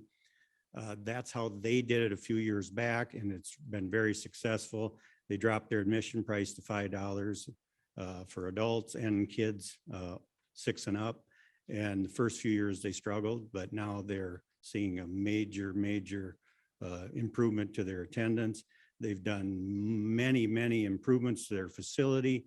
And that's kind of why the Fair Board wanted to take it over, was try and make some improvements, which are definitely needed down there. And other than that, that's kind of why the name changed, and that it's really associated technically not with the Ag Society, but it is. At the end of the year, basically the money that is in our bank and that goes to the Ag Society to basically pay for the lease of facility, the use of their equipment. They own all the equipment. And then that money is earmarked just for improvements to the racing facility and the fairgrounds. I can, Zach Current, 504 East Water Street. Chuck somehow wrote me into doing this, but I do love the races. I've been going for years, but just to kind of go over some of the start times and ending times, it is a little bit different, but we think we have a pretty good plan in place. We did move the start time from 6 to 6:30, and people may wonder, why we did that. And some of it is for the safety of the drivers, the sun being in their eyes, that kind of thing. So just a half hour later, just to kind of help that cause out. And then also the track surface and the moisture in the track, letting it stay in the track longer without it getting disturbed will help just with track maintenance throughout the night.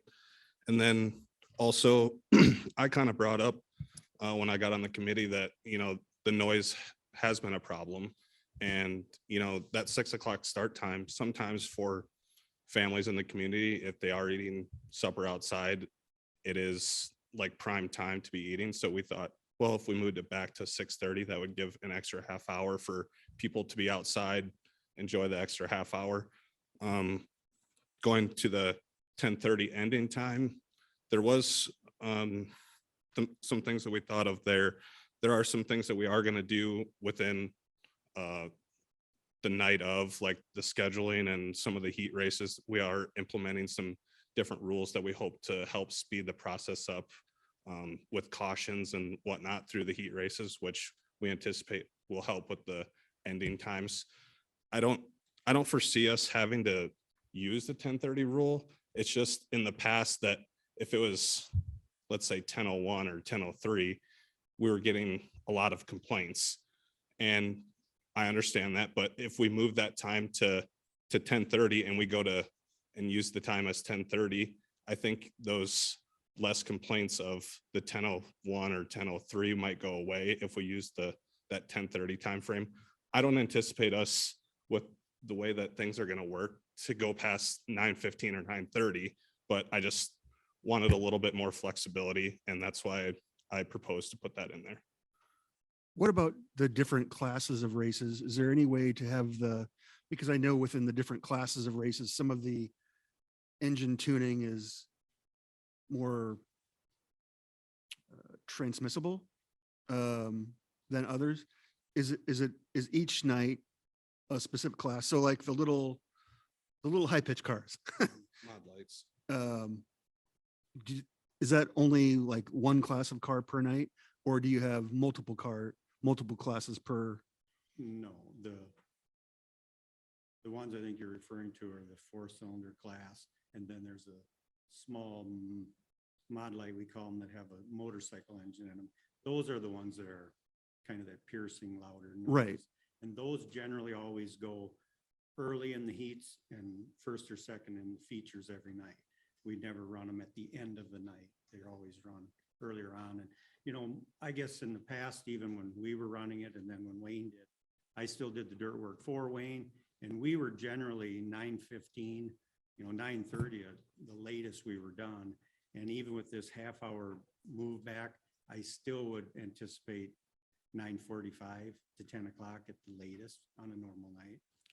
And that all depends on the track condition and some nights you have, should I say, a disaster night where people just wreck a lot and it just takes a long time. But generally, it doesn't happen like that. And the only other night that is really runs late is fair night. It always does. And then our USMTS, which is United States Modified Touring Series, that is on that May 29th date. And that generally takes us till most of the time 11 o'clock. And it's just because of the number of cars and the number of people there, it just always takes longer that night. But it brings us 4,000 to 5,000 people into Decorah that night too. So Could we, first of all, I really want to say thank you. I appreciate the 6:30 start time, and I am very sympathetic to wanting a later start. I also know we get a lot of complaints on this. I am wondering, could we make 10:30 the hard stop with the exception of those 2 nights? So could we print a 10:30 hard stop for the complaints we get about parents who put their kids to bed, who, 11 o'clock to me is like, well, not to me, but to them, I think they're looking at 11 o'clock like, oh, that's late. What would that mean for the racetrack if we said 10:30 hard stop and we gave the 2 exceptions for the fair and for the big event? I personally don't, I think, see an issue with it because, like I say, I don't believe very seldom would we ever go to 10:30, but it can happen on occasion, but I don't know.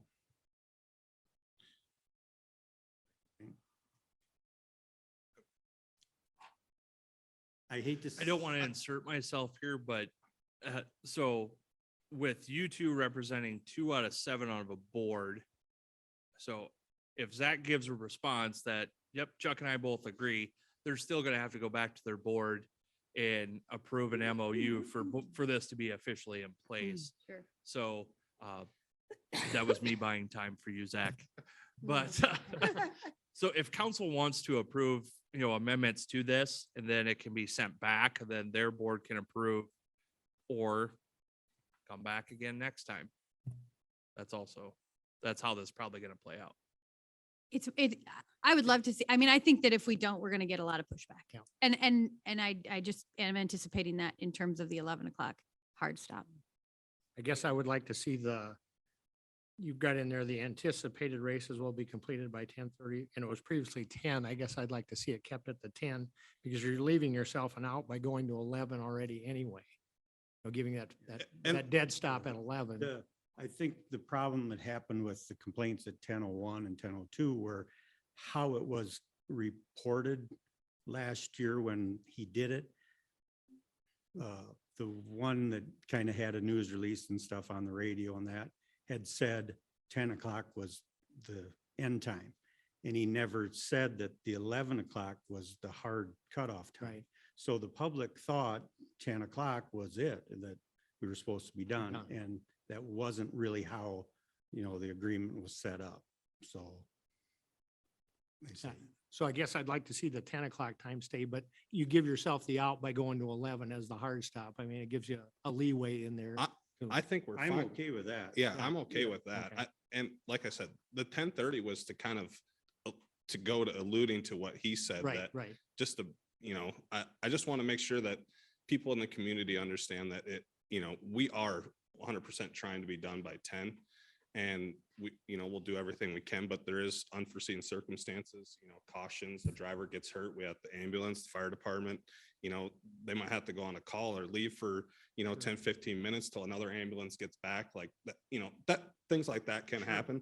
And so I'm fine with leaving it at the 10 o'clock that we are shooting for 10 o'clock, but that we do have that hour, because we are going to need that for sure for 2 races. And with the circumstances I just brought up, Sure. I think that gives us good leeway if something like that were to happen Right. on a race night. So it's more of a communication thing with the public, making sure they're Yes. aware. Yeah. to make That's sure what- they right, know. okay. What if we made it just a shade more granular and said 10? On rarer circumstances, races may continue until 10:30 because you said you're mostly done by 9:45 with the exception of things. But the 11 o'clock is for the two events specifically segmented out. Because then if we're going to shoot for 10. If we have a 15-minute call or we have recs, we can go to 10:30, but we won't go past 11 except for these two, these number 2 and number 3. Wait, you mean they won't go past 10:30 except for number 2 and number 3? Correct. So 10 o'clock, fair warning, 10:30 hard stop, 11 for the 2 events. Not trying to, I just feel like we just made that a lot more complicated. I'm agreeing to what it was last year and the years previous. But you said it was a communication problem. So if Not we, necessarily a communication problem between us. I think Wayne and he did a good job last year, and I think Todd and Chuck did a great job. It was a communication between the media and the people of the public. well, that's what I'm saying. But if we have like hard times. So that are 10 and 11. communicated, 10, 10:30, 11, they're communicated well, Last year's setting agreement, expectations. just for review, last year's agreement was 10 with a hard stop at 11. Correct. And I think I'm okay with that. I appreciate my fellow council members like desires to get this right, but I don't hear anything that's being proposed that will actually change when it stops being loud. And so you know what I'm saying? That it sounds like y'all have your plan and you're gonna, basically do it what it was like last year. If I don't know, I personally feel like maybe if we want to mess with the timing, the time to do it's next year, because this isn't going to change this year's race times very much. What we're talking about. Well, and I guess I would say, I mean, in an effort to keep it like last year, actually didn't hear any complaints after we set last year. So therefore, I just don't want to hear complaints if they all of a sudden think that the races in their mind will think longer if we say 10:30. So I'm actually fine with what we did last year. Yeah. Yes, I think there were a couple, but as a council person, I didn't get the long emails like the races went to 10:03. Yeah. No, and like I said, I think Chuck and I, we talked about that as a committee, coming into this, that, if it's 10 o'clock, it's 10 o'clock. We're going to shoot for that. If something rare for, if we get a little bit of rain and we're still able to race, that, it's going to take the track prep just a little, might take a half hour longer. So that's why I like that. Like, we're going to shoot for 10 o'clock every Saturday night. And if some unforeseen circumstance happens, we do get to 11. And I don't anticipate that happening. I don't think it's And happening. we have in the past, when we're getting closer to that 10 o'clock hour, we have shortened races up to help, try and meet that. And we're still requiring mufflers like we have for the last 18 years. And I think the only other track in Iowa that does that is Marion County and Knoxville, and they're the same circumstances we are. They're right kind of in the middle of town, and that's a lot louder facility than this one is here. So we're still working with mufflers to keep them as quiet as we can. And like I said, I think too that 10 to 11 thing that we did is fine. Kirsten, you're going to have, all of you are going to be in the first year seeing how everything goes. I'm excited about being able to put revenue back into the local entity that's, providing people to come in and use our city. We do plan if the 6:30 start time, half hour later doesn't work, we will move it back to where we had it at 6. Mhm. If it gets to be where we can't make that 10 o'clock easily, then we may move it back again. Okay. No, I appreciate what you guys are doing too. I mean, I think there's a large segment of the population that really enjoys the product you guys put out there, and appreciate you guys understanding that the noise is a problem, and you guys are making a great attempt to try to address that. So I appreciate that. Does this need to have a motion? It does. Yes. Okay. I will support the track on the same conditions as last year, essentially. 10 o'clock was an anticipated stop time with a 11 o'clock hard stop. That's what we said last year. Yep. Motion, oops, sorry. No, I was going to say, I'll make the motion. Yeah. Second. Motion made by Neil, seconded by Olson. Any further discussion? No, but I would appreciate it if in the news article, there was a shout out to the racetrack for moving it later with the idea of dinner, because I know that's been a complaint, right? As people are trying to have dinner. So again, I really appreciate that. And I do think it's been a great partnership. So thanks. Okay, roll call. Neil, Aye. Olson, Aye. Luce, Aye. Zittergrun, Aye. Hadley, Aye. Chisel. Thank you very much. Thanks. Thank you. Consider, I'm going to read this slow. Consider a resolution accepting the Oni Oda Drive Bridge project completion. You can read it slow because this project's gone awful slow, right? Project, but then having good. it completed. So it's been completed for quite some time in preparation for accepting the Locust Road improvements projects. It was discovered that the Oneota Bridge project, the acceptance fell through the cracks somewhere. And so an actual resolution accepting Oneota Bridge is complete and done, hasn't been done yet. So again, this is to accept and finalize that project. Anything you want to add, Jeremy? Luce would so move. Moved Second. by- Moved by Luce, second by Hadley. Any further discussion? Hearing none, roll call. Luce, Aye. Hadley, Aye. Olson, Aye. Zittergrun, Aye. Chisel, Neal. Aye. And just out of curiosity, what happens if we don't do this? Contractor can keep the bridge. Right. I mean, right. Like, Yeah. More or less, what accepting and completion, it's supposed to start the timer on the maintenance bond. Thank you. Yeah, the maintenance bond, and it ends the performance bond as well as then signifies to the city clerk to make that final payment with 30 days. right. But we got the bridge. Right. Just saying. Take the money and run. Consider a resolution accepting the Locust Road improvements project as complete. This one's a little bit more recent, but regardless, complete. Again, this starts the timer on the performance bond, ends the maintenance bond, gives 30 days for that final check issuance. Okay, My only question, I know I sound like a squeaky wheel on this one, but I know there were some cost overruns because of engineering flaws. If we mark this complete and accept it, does that negate our ability to negotiate with McClure on those, the overages in this project? I would say no, since they're regarding McClure, and this is the construction contract, which is going to be with Skyline. or Skyline. Thank you. Would you agree, John? Yes, two separate contracts, two separate contractors. So Luce would move acceptance for Locust Road improvement. moved by Luce, Second. second by Olson. Roll call. Luce, Aye. Olson, Aye. Zittergrun, Aye. Hadley, Aye. Chisel, Neal. Aye.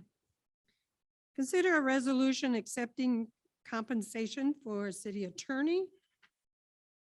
Okay, so the city staff received communication from. We gotta look at my notes to read all the names of the law office. A to Z.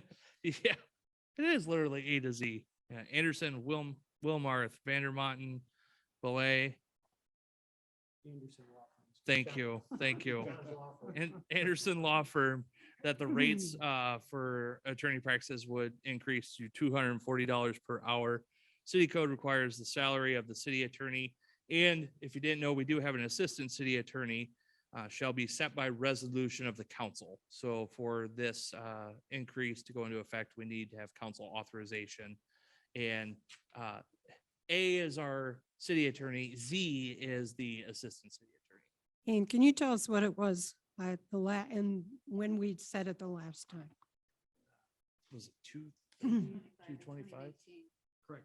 225 in 2019. I'd move Okay. for approval. Luce would second. Moved by Chisel, seconded by Luce. Discussion. I just had one question, and it has nothing to do with this really, but If I had a question about something within the city, John and I were to call you and ask you, is that something we would get charged for? How does that work? The answer is yes. And that's why I encourage typically for questions to go through the city Okay, manager. Okay. That way the city manager can control the budget and the Right, spending. exactly. I mean, Okay, I there's understand. been exceptions, but Okay. I thought generally- about that in the past and I hadn't done it, but okay, appreciate it. And I don't play in it, or I'm not an attorney, but I do play one at council meetings sometimes. So I cheaper than $240 an hour. I'm on retainer. Wear a lot of different hats. So John only can bill us if he's talking in the meeting? Okay, any other further discussion, debates, comments? Roll call? Chisel, Loose, Aye. Zittergrund, Aye. Hadley, Aye. Neal, Hi. Olson. Aye. Ordinance 1289, amending the Decorah Municipal Code, Chapter 2.50, Human Rights Commission, second reading.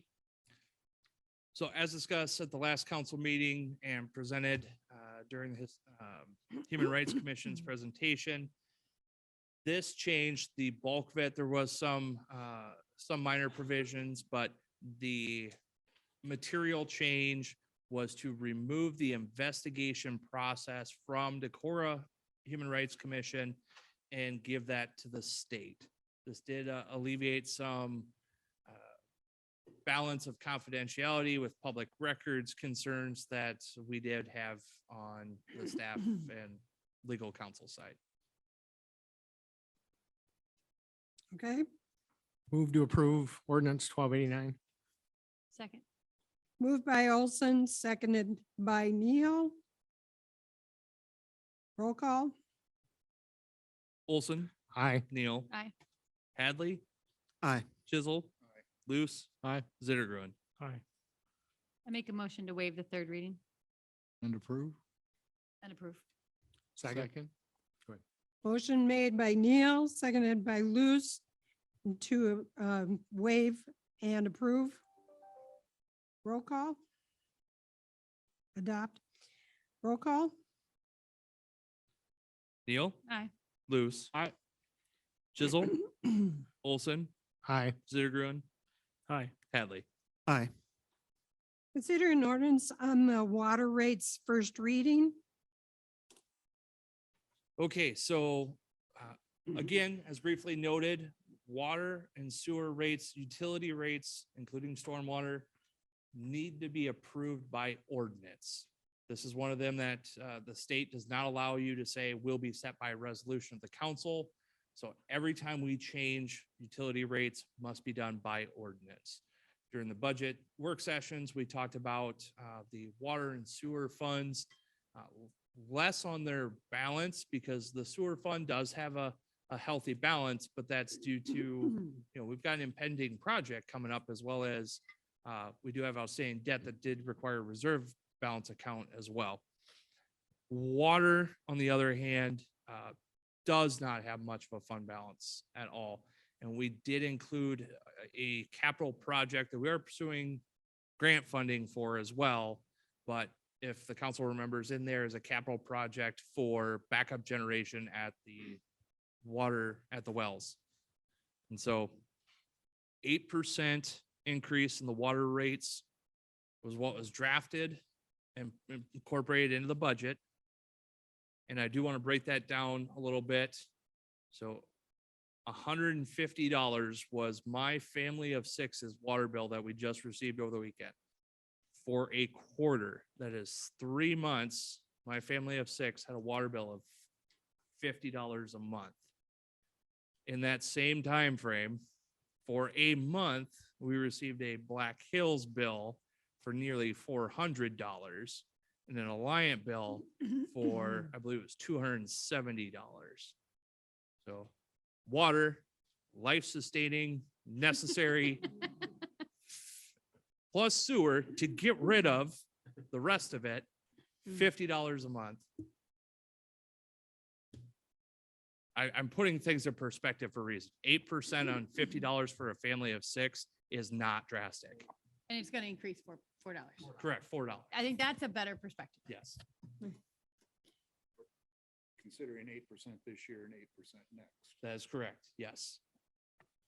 Weren't we also going to go to monthly billing? We got to get there first. We've got a couple of other things operationally that we need to. So one of the reasons that actually not one of, the principal reason we bill quarterly is because we are still going, and when we read meters, it's 7 days, 8 days roughly process for a quarter of the town. So that's one person takes 7, 8 days to read a quarter of the town. If we switch to monthly, that person will start and never stop reading water meters. And what's going to make that even more difficult is when we do our billing cycles, we've got to upload that information at the same time. So my my meter reading is going to be potentially 28 days before somebody else's water reading. So the billing cycle, we've got some stuff operationally to Sure. get updated Sure. before we can make that change. Luce would move the first reading. Moved by Luce, first reading. Second. Second by Neil. Roll call. This is time for discussion. Yes. Sorry, Mayor. I just do want to give, as I think we're fairly united as a council on the need for our enterprise utilities to be self-funding. We don't want to be subsidizing from other places in city tax dollars what it takes to run the water and sewer. I think we all agree on that. But I don't want to diminish the reality that there are many people in this town for whom $4 a month does represent a hardship. And I just want to say that even though I'm prepared to vote yes, I have heard from several people asking, me not to raise their water bill. And I want to acknowledge that that's never a great position to be in as a council, but that I think this is the most fiscally responsible thing to do, in spite of the fact that I know it will create a little hardship for some people. One thing I should note or do want to reiterate is the deferred maintenance that the city has done because of our current utility rates. We're not replacing water mains, sewer mains. Well, we are, but we're replacing them with road use funds through our street projects. So for those that want to see more street projects done, we need to quit paying for water main repairs or not repairs, replacements. And don't look at Todd, it's not his fault, but we need to stop paying for water main replacements with road use funds because they're part of a street project. Not saying they won't be done at the same time, because that is a decent practice. If you're gonna put a brand new street, you want to make sure what's underneath it's a good quality shape. The water fund should be paying for that. Okay, roll call. Luce. Aye. Neil. Aye. Olson. Aye. Zittergruen. Aye. Hadley. Aye. Chisel.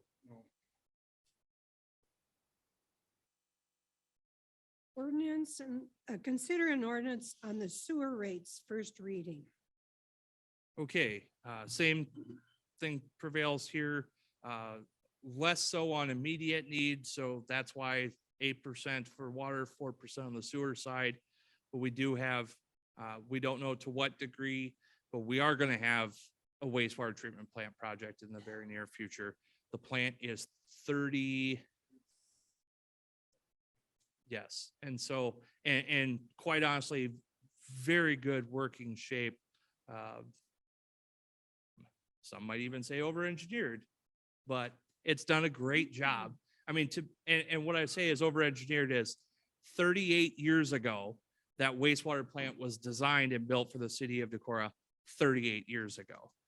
That is not the same city we have today, and it is still operational.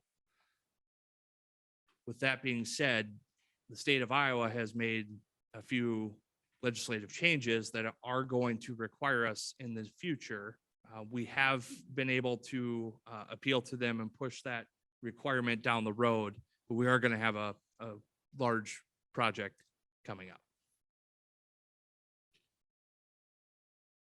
Move to approve the ordinance to raise the sewer rates by 4%. Motion made by Olson, Second. Luce. Oh, go ahead. You Go ahead. second by Luce. Any discussion? Roll call? Olson, Aye. Luce, Aye. Zittergruen, Aye. Hadley, Aye. Chisel, Neil, Aye. Motion carries. The library board opening, the application deadline is April 15th. The council will vote on it on May 16th. So they can start working. There are 3 openings and 1 needs to be from rural. Tree board, there is 1 opening. And city manager report.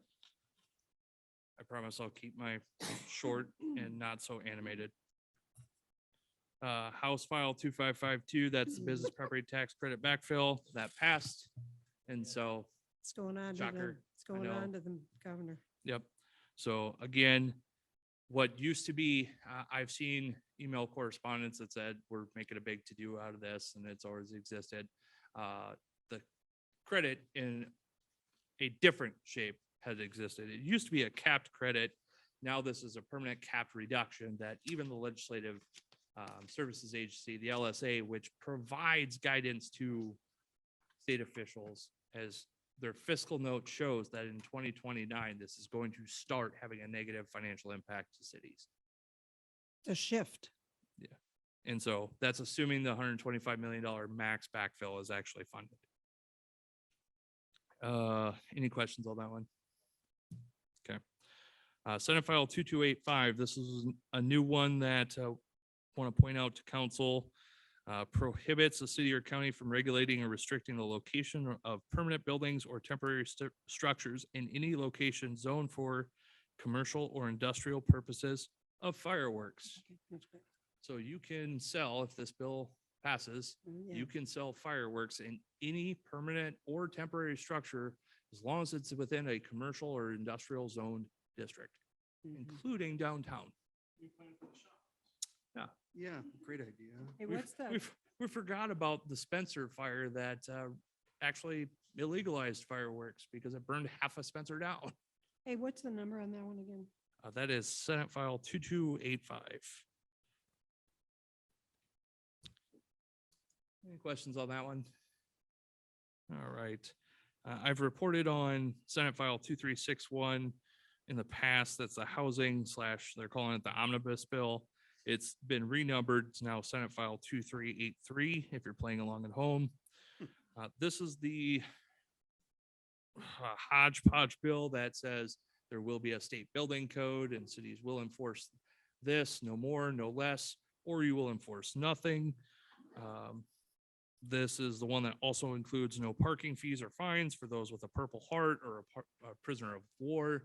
So, you know, if you want to park, hop the curb, park on the red fire lane in front of the school, as long as you got a POW or a Purple Heart, you're golden. This also increases veterans property tax credit by $2,500, which will of course reduce revenues to local governments. And then this bill also prohibits cities, and John may want to elaborate a little bit on this one. This is the zoning. Will prohibit cities from enforcing zoning ordinances if 80% non-conforming. This has been in there, but I haven't highlighted this part. I was gonna say that again then. So prohibit cities from enforcing zoning ordinances if 80% or more are non-conforming. So I the did Churches in Decorah, for example, right? within the district. Yeah, within the zoning district, but you know, sometimes we amend the zoning code so that all future development conforms to a certain ideal. The way I understand this bill, you couldn't do that anymore. Yeah. You're kind of stuck with What you've had. what you have. It makes no sense. So the C3 design standard, for example, that was implemented a few years ago. I don't know that 80% of the structures within the C3 district would actually meet the design standards laid out in that, because that was again for moving forward, everything within C3 will meet this. So if more than 80% don't meet it, cities couldn't enforce it. And you think about the older neighborhoods in Decorah Right. that existed before there was even zoning. There's all sorts of permitted and legal non-conforming houses. But now that would basically set the standard for everything else. I really hate this part of our meetings. I really do. Yeah. You know, I'm really happy in local government. s- I'm really happy in our bubble. And then we get to this part and I just want to scream. I'm so used to bringing joy to everyone around me. Any word on the local option sales tax? Yes, so that's the next one. Lost, still no movement, but still alive. Who brought that forth? Who's sponsoring the zoning one? I'll write a letter on Second, that I one. can pull that up. Yeah. I just turned blue. I just. Urgh. Oh, that's funny. Ha ha ha. Lack of oxygen, lack of oxygen. Okay. You can email me later if you don't have. Yeah, any- maybe you could just let them know and then go on with your report. That's all I had. Yeah. I Well- promise I keep it shorter. That's all I have. Come back around. We'll come back around to you. Okay. Carrie. Myself and quite a few of the other department heads will be taking off and having the employment conference that we'll be going to this week. So hopefully we'll get good information out of that. Where is Good. that? Altoona. So. Like a one-stop shop CEU conference. Okay. Anybody? How about over at the departments? Don't all jump up at once. And it is National Library Week. Hey, where's Kristen? Woohoo! Did you want to report anything for National Library Week? Well, we were happy with March. We not to building traffic and program attendance and actually exceeded a 5-year high. So. Wow. Great. Yay.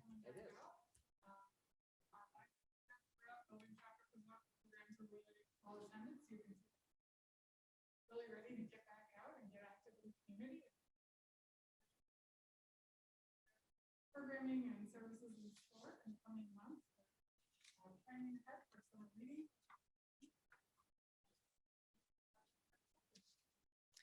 Very good.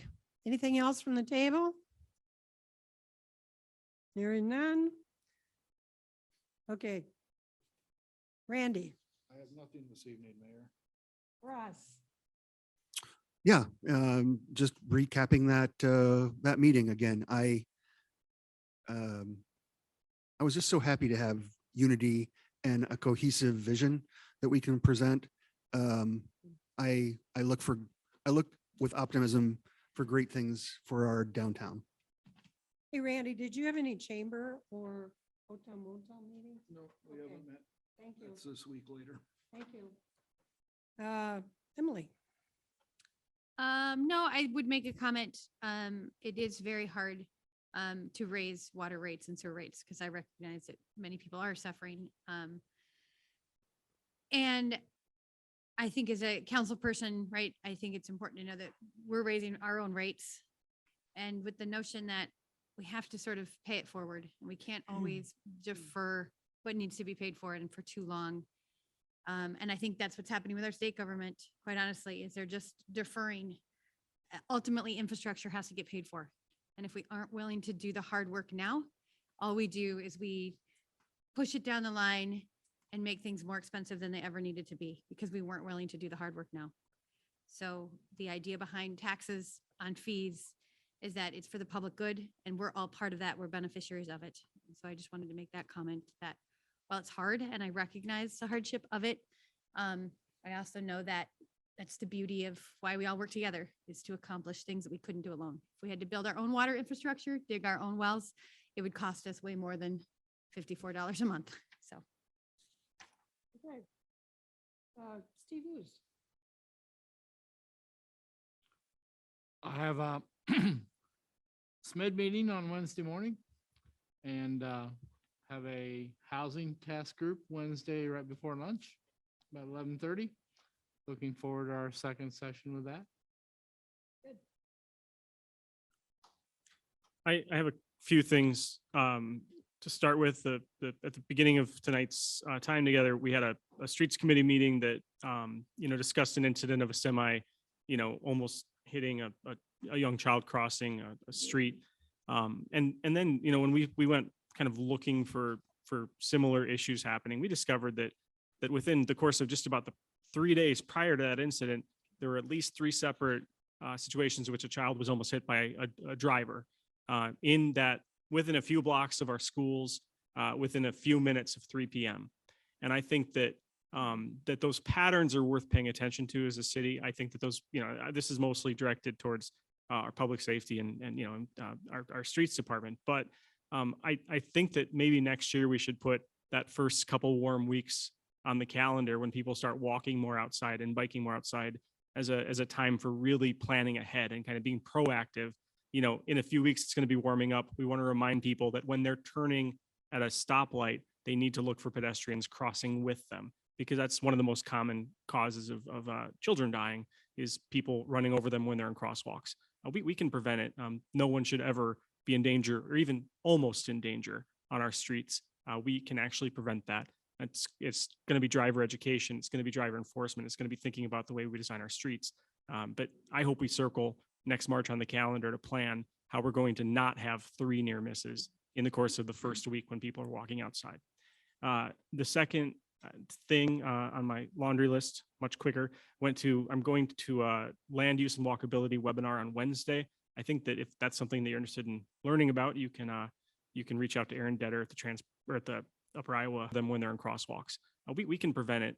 No one should ever be in danger or even almost in danger on our streets. We can actually prevent that. It's going to be driver education. It's going to be driver enforcement. It's going to be thinking about the way we design our streets.